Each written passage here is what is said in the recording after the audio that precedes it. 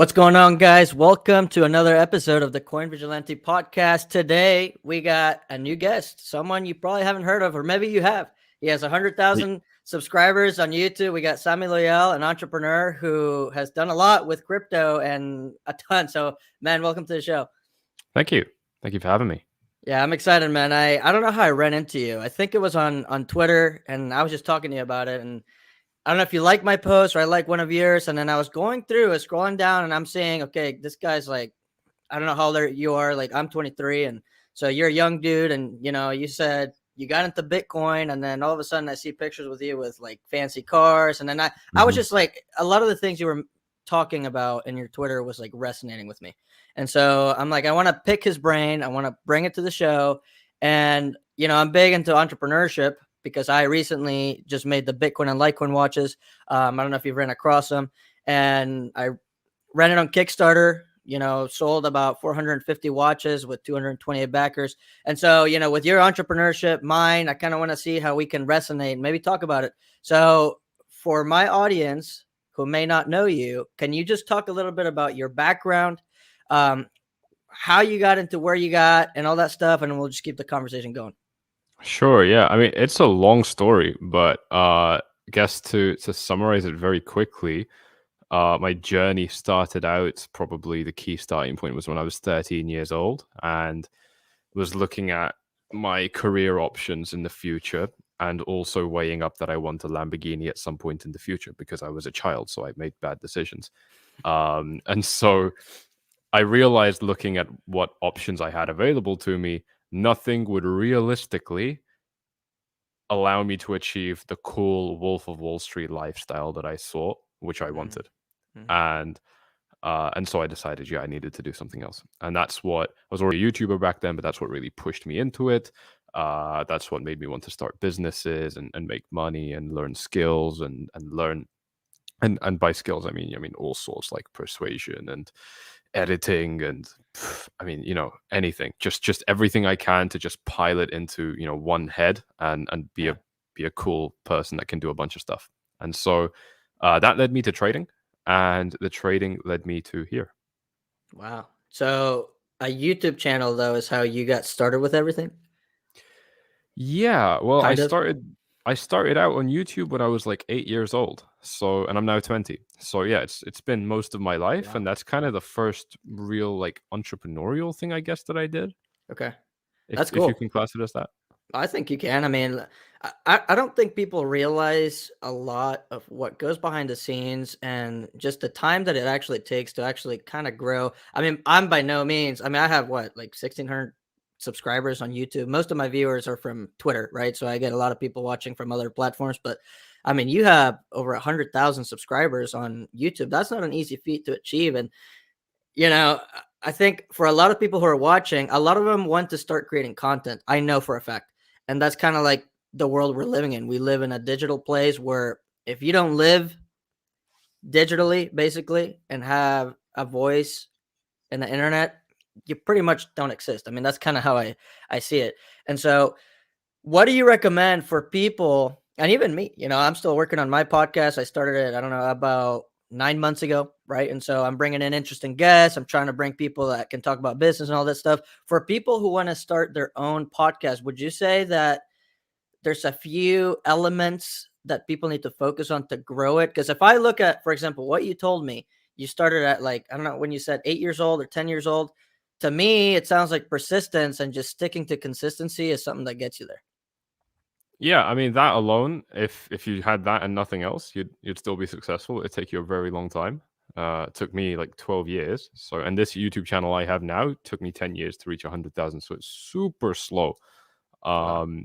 And it really, like, for a normal YouTuber that blows up to 100K, it might take months or a year or two max, right? So for me to take 10 years means that I wasn't really doing what I was supposed to in terms of the clickbait and stuff like that.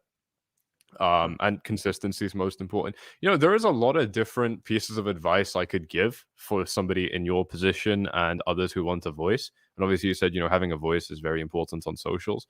I'm with you there, man. I mean, sometimes I do somewhat envy those who just completely aren't on social media. It seems like a very simple life. Sure. But at the same time, this is, you know, the way I'd put it in terms of demonstrating value for being well known online is, you know, there's a lot of cool, interesting people that you get to meet in your lifetime face to face, and doing something online will skyrocket that. I mean, you're literally gonna meet hundreds and thousands of more people without you even having to do anything, Yeah. and they will like you, and they will want to meet you, and you can filter out to the good people, the interesting people, and it's a life hack. It is a life hack to meet cool people that inspire you and stuff like that. So that's the first way I would view it. And then the other, here's the thing: is the most generic piece of advice you can probably get, which is 100% true, is that you need to be passionate about what you do. Yeah. And I'm just assuming that's already out of the way, because if you're not passionate about the creative stuff, you're not going to stick around because it's Hmm. bloody difficult. And you know, it does require you're going to see a lot that you're going to try a lot, and it's not going to work out, and you're not going to get the views, and you're not going to get the engagement. And this is why for me it took 10 years, because in between high school and so on, I was a quitter, in terms of, you know, I would be giving it everything I got, and I wouldn't see any real results, maybe like 100 views or 300 views max, and I felt terrible. So I Yeah. would quit, and then I would come back a few months later and I would try again. You know, and so I think that, you know, yeah, having that passion to make you continue during the downturns, or I mean, at the beginning, it's all a downturn. It's absolutely terrible at the beginning. Yeah. Just getting through that is important. And then for a real, you know, kind of practical bit of advice, the key thing that works, and I don't know why people don't talk about this, is making something that's very much. I'm going to throw some keywords like clickbait, trendy, Yep. relevant, polarizing. You know, if you make videos that kind of fit those words, podcasts, whatever, tweets, it doesn't matter. You will basically, I mean, there's going to be a wave of hype with something. Bitcoin and Litecoin watches. I mean, it's genius. It's really smart. There's going to be a wave of something, and you can jump on that wave and ride it higher. So that I find to be the single best way to get a new audience. Yeah. And then from there, it's about how good are you as a creator. And the better you are, the more you'll retain that audience. And that's what's very powerful, because as soon as you start retaining an audience, you start giving the algorithm on that social media site some data to work with. And again, the better your content is, the more it's going to be pushed forward. So that leads into the final and perhaps most important piece of advice: is you need to make really, really good content. And that doesn't mean fancy cameras and fancy microphones; it just means good quality content. And if you don't have that, none of this will work. You'll never, you know, basically what I'm saying is you need to do something that gets you viral in the first place. And what I said about trends and being, you know, relevant and polarizing, that's going to get you viral. But then you need to be able to keep that audience, and you will completely fail every single time if your quality of content is bad. Yeah.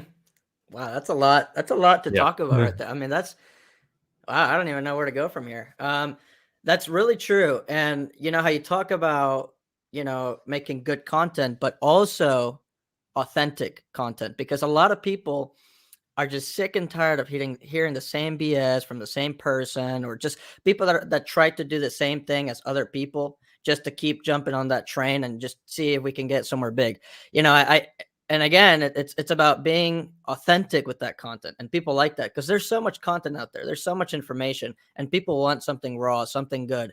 And so that's kind of something that I kind of focused on trying to do that with, myself. And like you said, anyone can do it. You don't need to have like a like a $10,000 rig PC to be able to do like streaming, or like, the best camera out there that you have.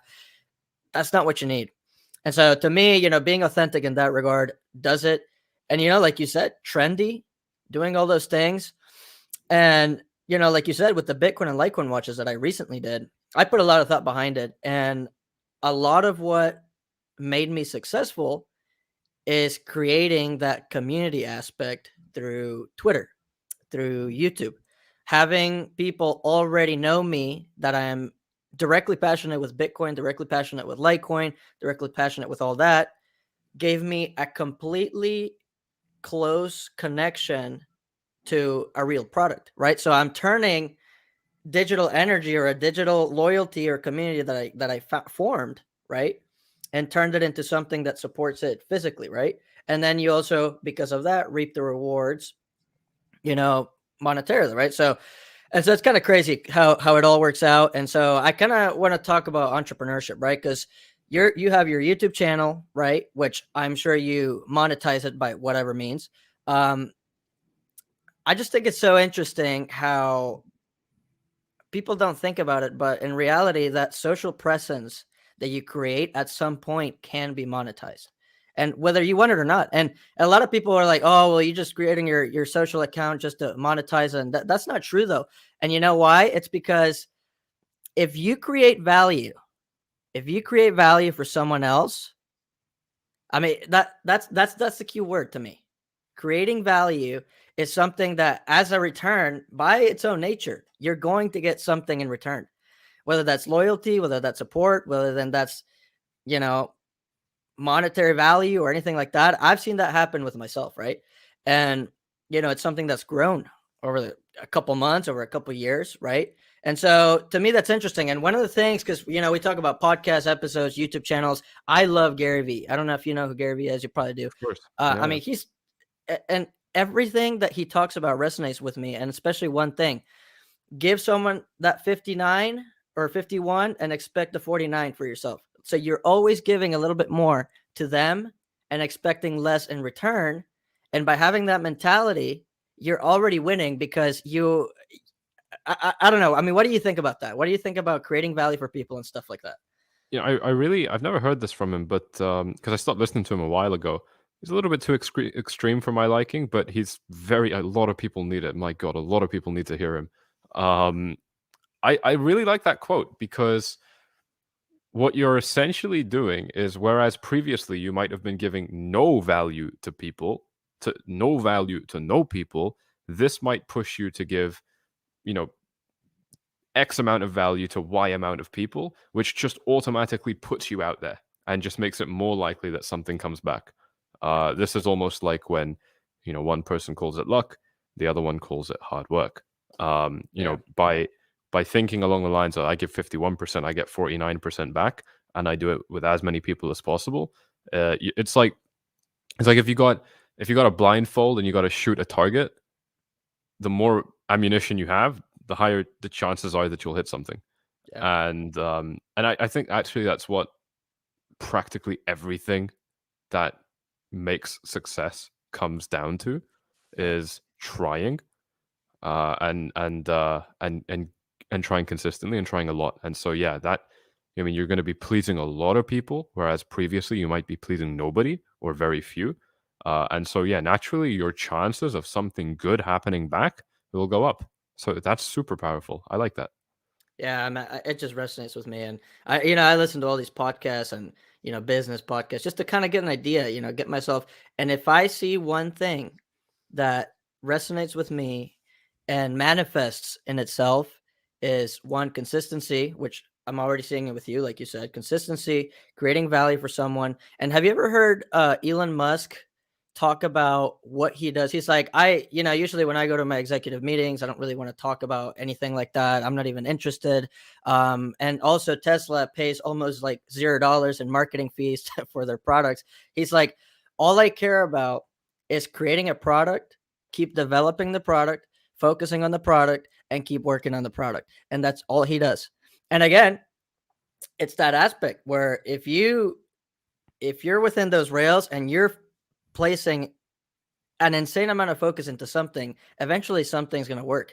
And I saw something too where he was getting interviewed. He's like, yeah, when I was working on SpaceX or even Tesla, I had a probability of like 80%, 85% that we're going to fail.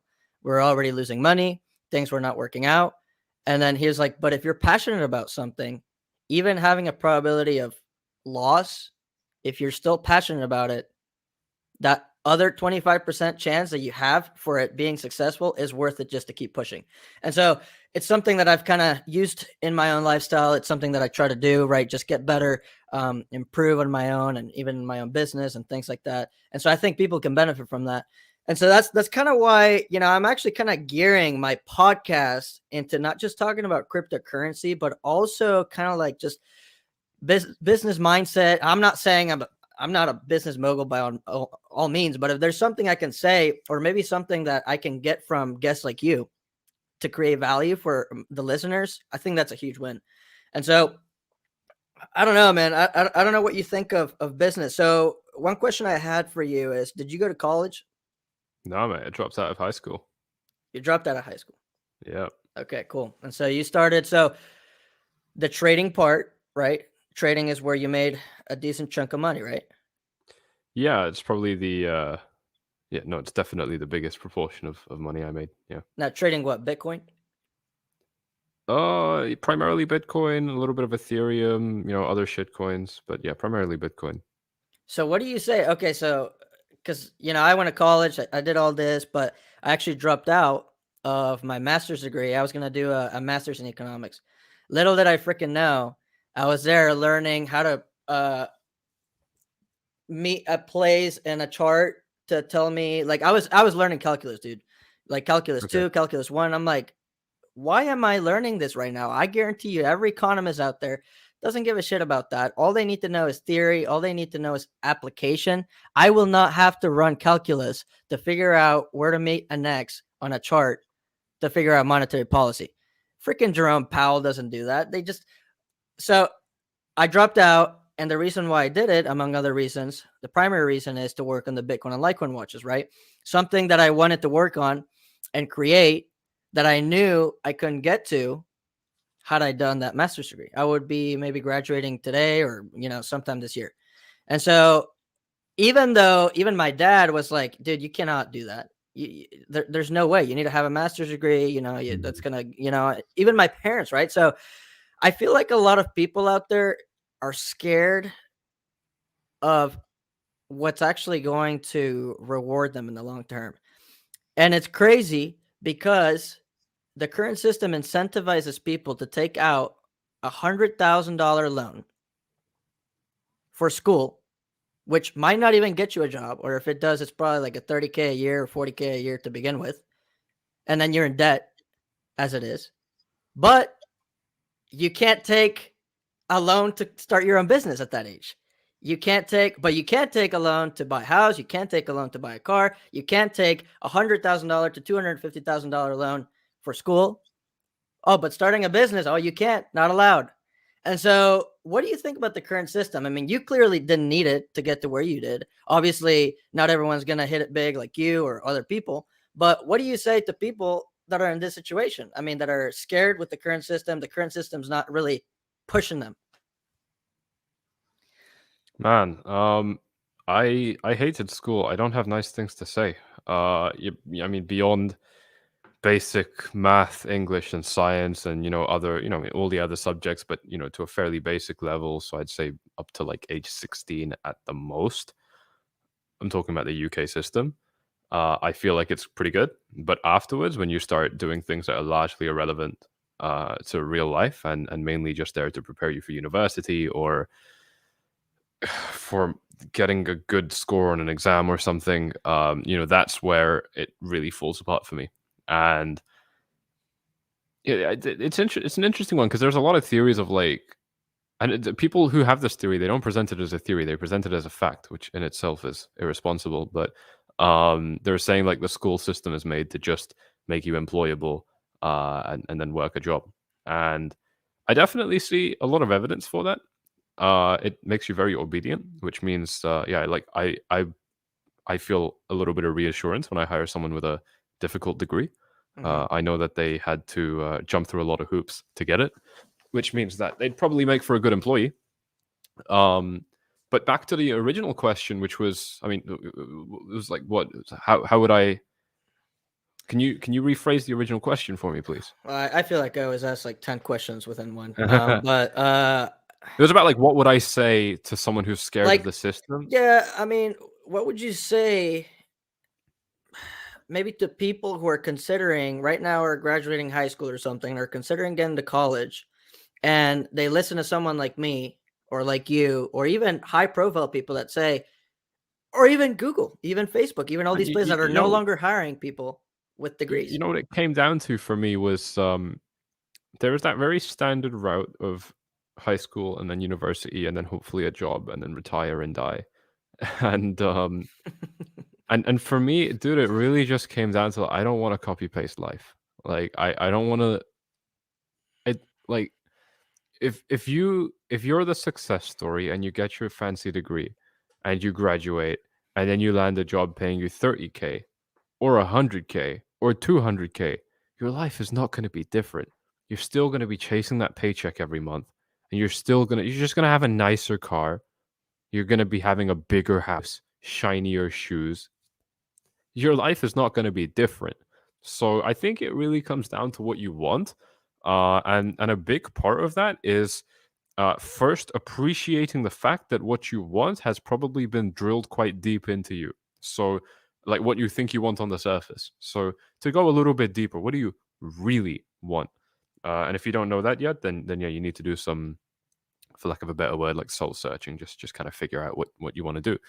And for me, it was all about exercising my freedom and traveling the world and um, growing, getting better physically, getting better socially, getting better financially, everything, just improvement, just being the best possible human being that I can be, and traveling was a big one. Yeah. So I think it's about figuring that out and then really being very practical about how you're going to get there, because signing away 3 to 4 years of your life, your best years of your life in your early 20s for a university, is probably not conducive to most people's goals, like in reality. And if it boils down to, yeah, well, I need a job, you don't need a degree for a nice job. As you said, I mean, studying calculus for economic. Look, I'm sure there's some use for it at some very advanced levels, but I have a really good understanding of the economy compared to the average person, and Yeah. crucially, I have enough of an understanding to make me money. So beyond that, am I allowed to like swear and use foul Do language? anything you want. Yeah.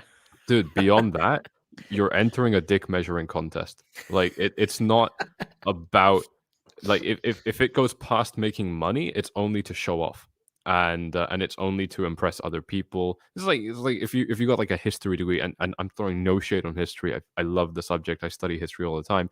But if you get a history degree, it's difficult to get a job with that. And one of the easier jobs with it would be teaching history. So you're basically entering something which doesn't really produce much value. And that's something that I would really keep in mind is, there are other ways to make money. And I mean, you've got the internet. I don't need to list this for you. Just Google it. Just I mean, there's a million ways you can reach out to somebody that's already like an influencer, for example, and offer them to be a personal assistant or something, and then you just get connected into their circle. And one thing leads to another. You're doing an amazing Yeah. job. You meet someone else that's cool, and then you get to bridge two people together, and you get a commission on a deal that they make because you connected them, and now your life is completely different. Right. And almost all the time, bro, it comes down to people not being proactive enough. That's exactly the point, and not taking independence. I'm trying to connect the dots here, and one of the things that I also realize is that part of the reason why this happens is because we have been, wired to think that we need to depend on something to get to where we want, or we need to depend, like example, we need to depend on the school system, on going to college in order to get us a decent job. We need to depend on the government telling us what we need to do in order to be safe. We need to depend on blah, blah, blah, all these things. This is where power to the individual needs to come back mentally, in my mind, because listen, like you said, go to the internet. You can find everything. I'll tell you something, and I've told everyone openly. I designed every detail of the watch which I'm wearing here, every detail by learning how to do it on YouTube. I told people I didn't take a class. I didn't do anything. Yeah, I did some research here and there. I didn't hire anyone. I did it. And it took, yes, a couple months, but then you reap the rewards. All of a sudden, I'm wearing it here. I found a supplier. I find people who can do what I need to do, right? Everything. I didn't learn any of that in college, right? And so I think that's a fair point, in my opinion. I mean, power back to the individual, independence, do it yourself, find it out online. Don't Fucking be man up, lazy. like, yeah, like, don't wait for a handout. Like, who are you? Exactly. Fuck me. Well, that's what happens, though. I mean, am I wrong? I mean, think about it. No. That is the culture that we have is so dependent on something else, and lazy, and immediate gratification, immediate results. That's what people want. Yeah, I think that's another big thing is, dude, America has a big problem with this, but the rest of the world too is, Hmm. just like a million little addictions every single day. Yeah. And I mean, there are big ones like food, and then there are small ones like I don't even know. I can't think of an example, but you got to unplug yourself from it. You need to do detoxes. You need to and detox implies you go back to the shit afterwards. No, like you just stop.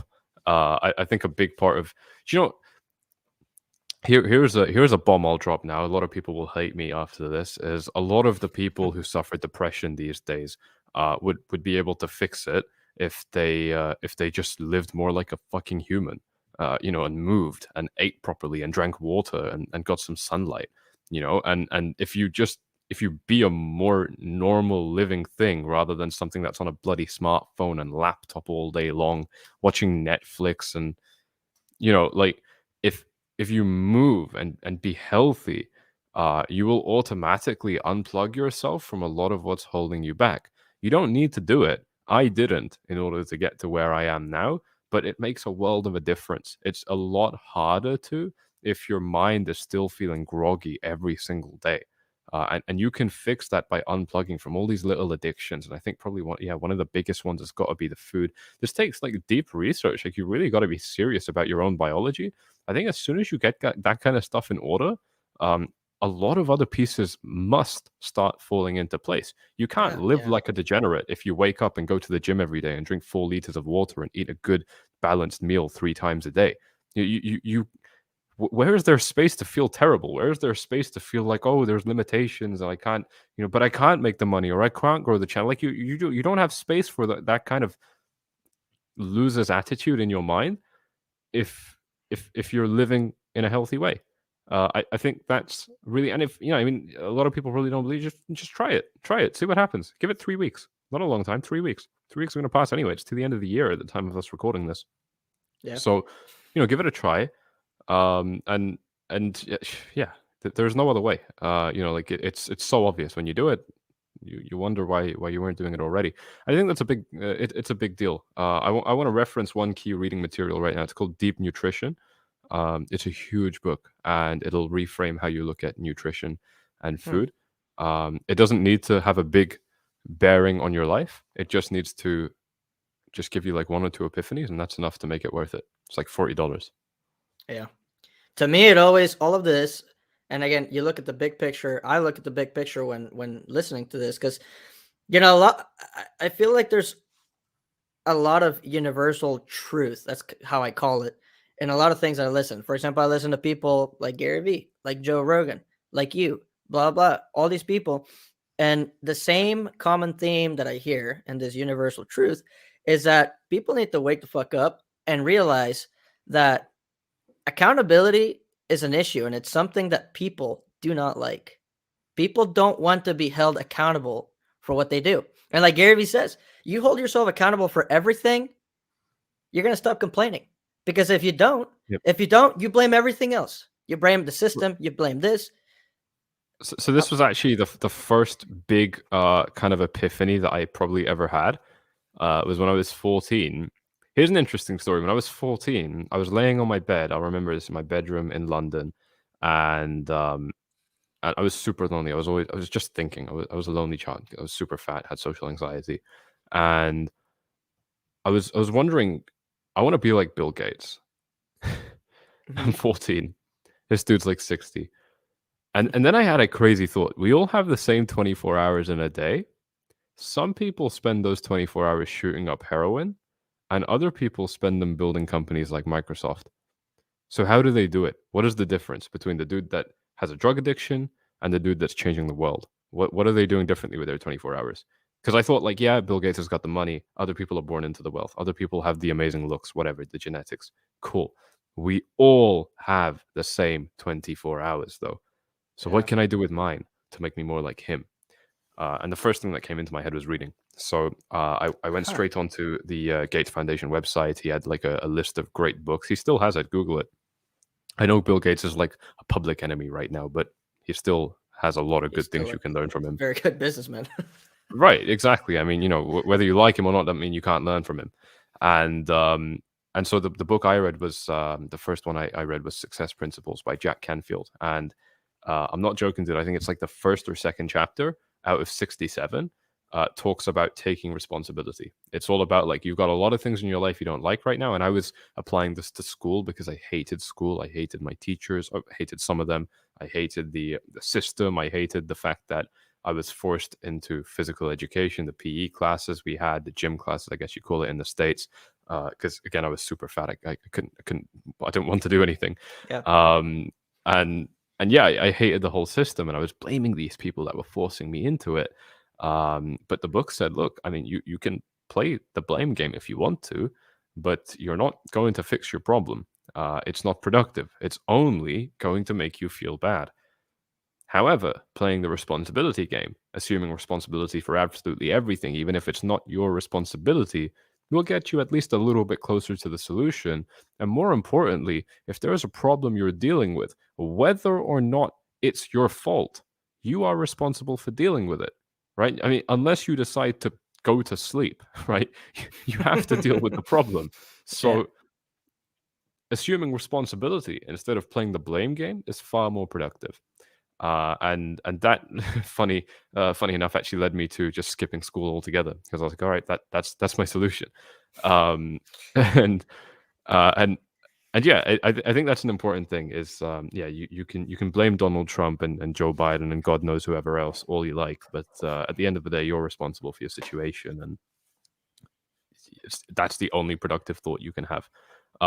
Beyond that, if you're not entertaining ideas like that already, I'm reminded of a quote from some Hindu god that I read about a long time ago. I used to be a voice actor, so I was doing like an audiobook narration for somebody. Oh wow, look at you. Yeah, just weird fact about me. And and this book was showing a conversation between God and man, and man was asking God, why can't we have everything that we want? And he said, you know, you already have everything that you want, you just don't know that you want it. And the implication there was those who want, for example, in trading, I'm guessing a lot of your audience are traders and so Uh-huh. on. Yep. um you know, a lot of people say that they want profits and money, but really what they want is an emotional roller coaster, which is one of the big points that I make on my YouTube channel. You know, if you make bad trades and if you make irrational bets and so on, you're not there to make profits. You're there to feel hope, to feel a spark of joy, to feel despair. At the end of the day, like yeah, even the sad emotions, you're there to feel them. Why? Because you get a dopamine response from them. It's the same reason that when you're angry at somebody and you're lashing out and you're shouting and you're screaming and wailing your arms about, it feels good. It feels like you're getting a release in your brain, dopamine firing off. So, you know, a lot of people want that in trading, and you can apply this to anything. You know, your actions are going to tell you a lot more about what you want than what you think you want. And Hmm. I think that's really important. Is yeah, really staring yourself dead in the mirror and asking yourself, am I doing things that are conducive to my goals, or no? And yeah, it's almost always no. Wow, that's really interesting. Powerful stuff.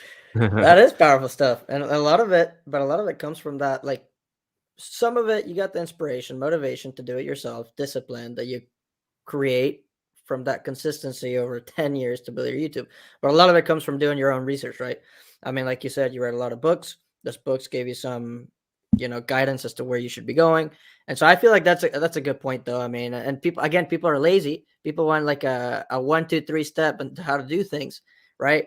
And one thing that I told you, because actually, funny enough, the university that I dropped out of for the master's degree because of the watches, they actually reached out to me and they wanted to interview me about my success with the Kickstarter with the watches.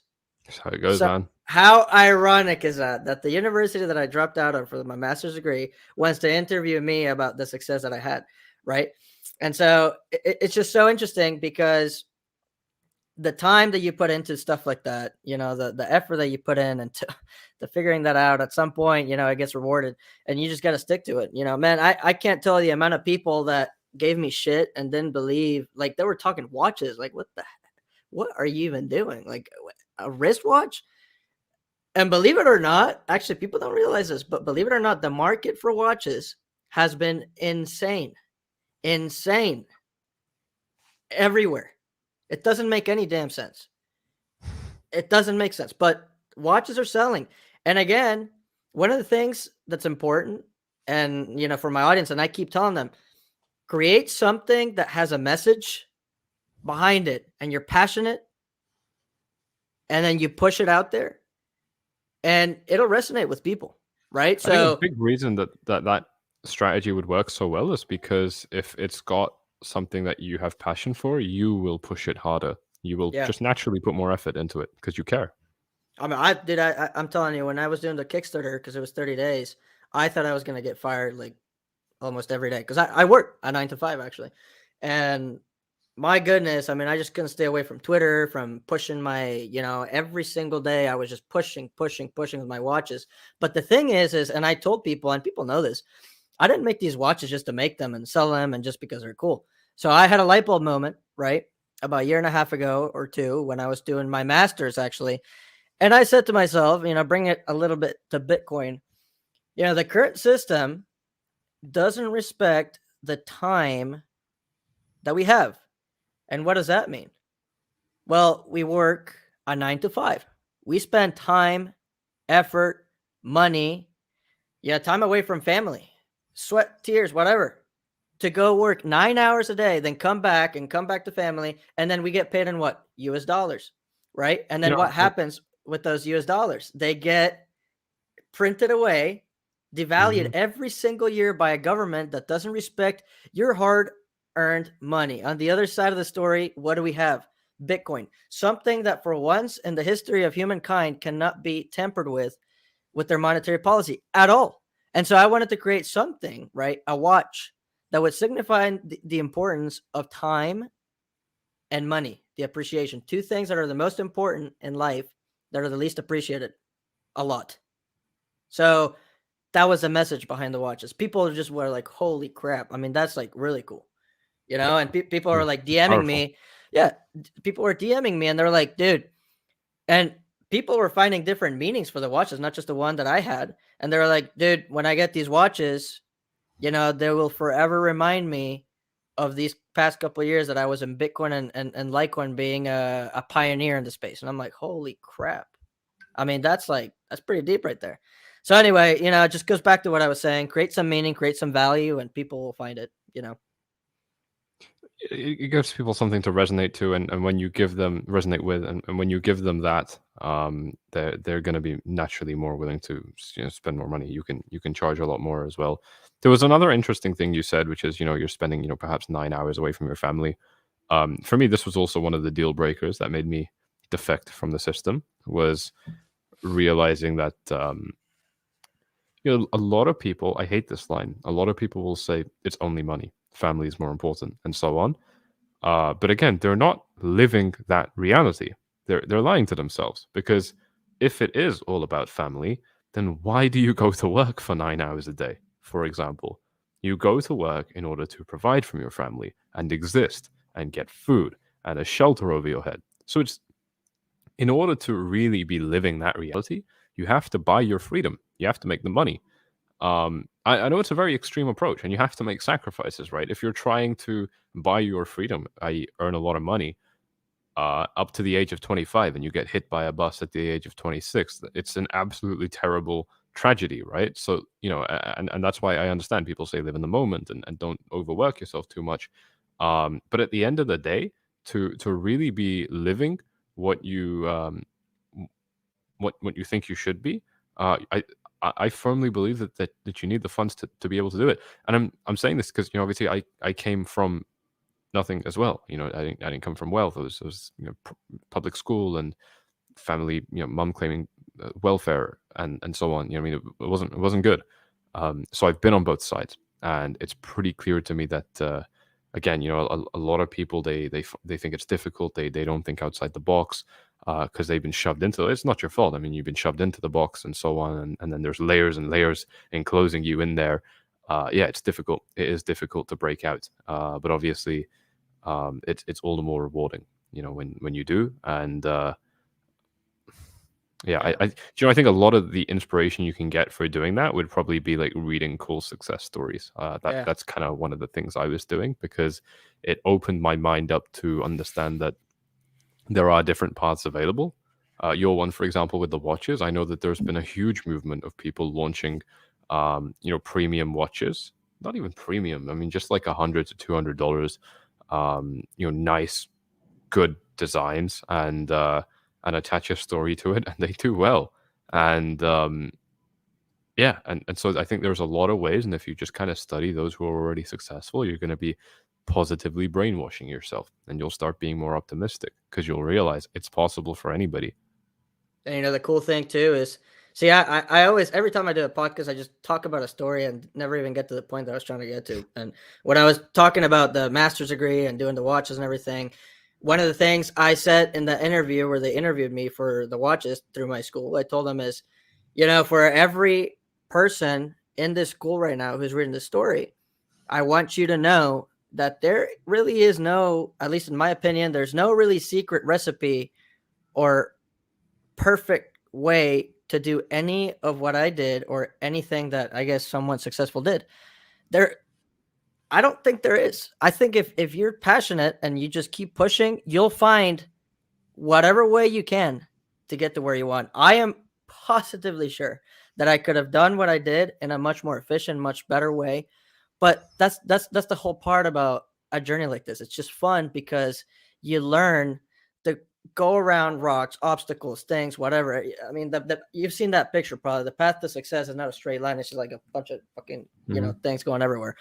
And so that's one of the things that I wanted to mention because I mean it's just such a it's a long process but it's fun, and it's It's something so that worth it. there's no secret recipe. And but again, that's the thing. People want, and myself included back in the day or a couple of years ago, I wanted to find that secret recipe. I saw these people getting like successful and whatever. I'm like, I want to know exactly what they did. I want to know how they did it, and I want to do it quick. But it goes back to that how we are wired to want to get that immediate gratification immediately, and wanting to figure out how to become something immediately. Or like you said, the trading. Most traders out there, they want to pull 100x really quick, get rich quick, and leave. That's it. I think In if they real, want that, what they really want is excitement. yeah, okay, there you go. So I don't know. It's just interesting because all of these are connecting. But one of the things I wanted to ask you, because I feel like we're just one of the things I wanted to ask you is about Bitcoin, right? So what do you think about Bitcoin? I mean, are you solely focused on it for the trading perspective? Do you have a hodl position to where you actually believe in, the long-term perspective of it, or what it actually stands for? Like, what's your thoughts when it comes to Bitcoin, crypto, stuff like that? And I mean that this can turn into like a 3 hour answer or more. It's a really really deep one. In Because I need to get going soon. In simple terms, I think that, well, I mainly use it as a means to trade and make more money, more Hmm. dollars. God forbid. Oh my God, someone's gonna want to kill me now. Yeah, I want dollars, right? Fuck me. I want to buy some cars. I want to buy some houses. Shit. Like, I'm not trying to lie to myself here. I do subscribe to the philosophy of Bitcoin. I love the idea of taking power out of the greedy bastards in government, and so on like that. I love that I don't need to ask anybody for permission or pass ridiculous checks if I want to send my money to my friend or to buy something. Yeah. So I 100% stand by Bitcoin. I don't see it becoming anything like a real world currency though. Hmm. And probably one of the easiest reasons for why, and there's a lot, but one of the easiest reasons why it's not going to happen anytime soon within like our lifetimes is it like, in order to use Bitcoin properly, the way it was made to be used, you need to study it, and you need to understand how to be your own bank, how to be safe, how to keep your funds secure. Who's going to do that, dude? Like, people just want to swipe their credit card, and nobody really has an answer to this. I mean, you can, oh, but Venezuela, Zimbabwe, yeah, sure, like a few countries, that have a really bad situation. There, people will be inspired enough to go through that trouble. Then the only other reason I can see, there's two other reasons I can see for why someone would go through the trouble of understanding Bitcoin that much. Is number one, they're just genuinely curious, which is probably the best way, and number two, they want to make money, and and so naturally they kind of have to learn it.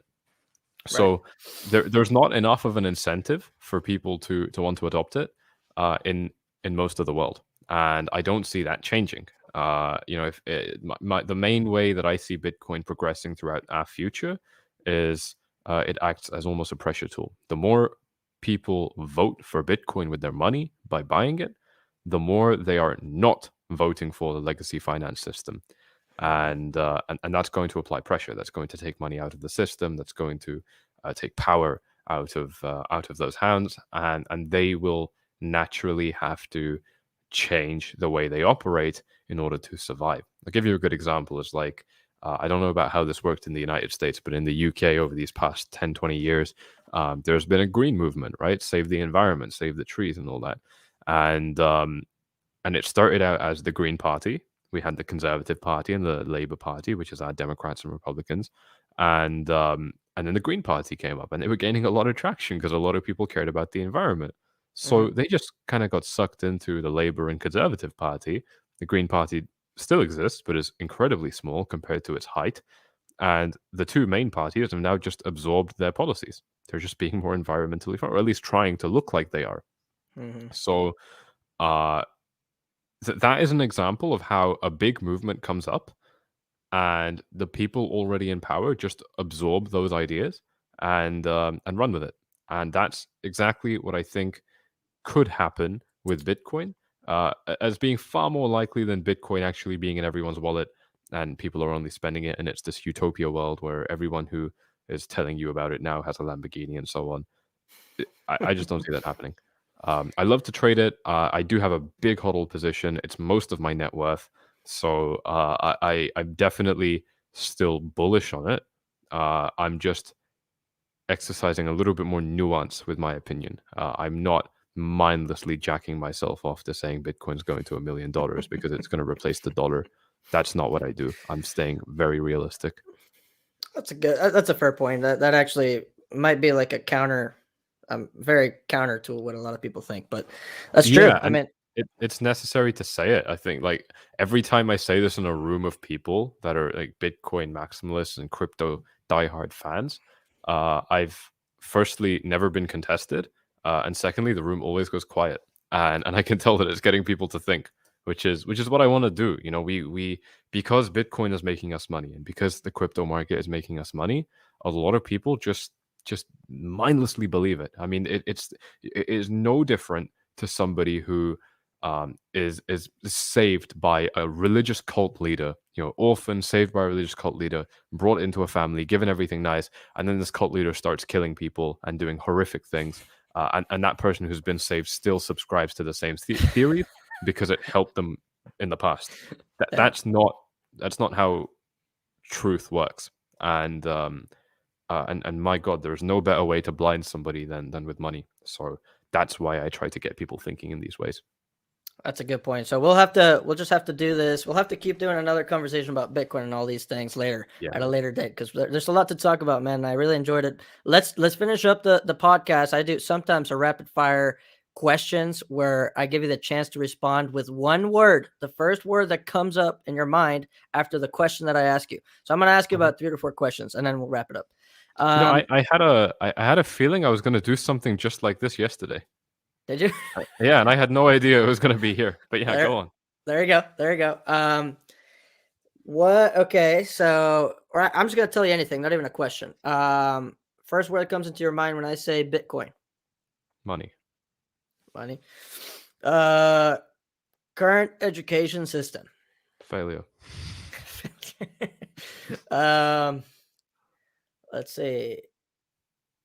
What does it take to get to a point where you're successful in a business or reach something like that? You know. Failure. Oh, okay. That's interesting. That's it. Yeah, I like that. I like that. Okay, that's good. you That need to makes me fail. think. Um, what what else? I don't have any questions. That's pretty good, man. That you stopped me at that one right there. That's pretty good, I, man. I was thinking persistency at first, but no, you need to fail. You I need thought you were to. gonna say that. Yeah, no, but that's the obvious one. Like failure is more important in my. You need to get slapped in the face. You need to realize that there are quick lessons you can learn in books. There are easy ways you can learn lessons, and there are hard ways to learn lessons. And there's no better way to learn those lessons than getting smacked in the face. Man, that's too good. That's too good. All right, man. We'll leave it at that, guys. A lot of things to think about from this podcast. Something different that I've never done. So Samuel, thank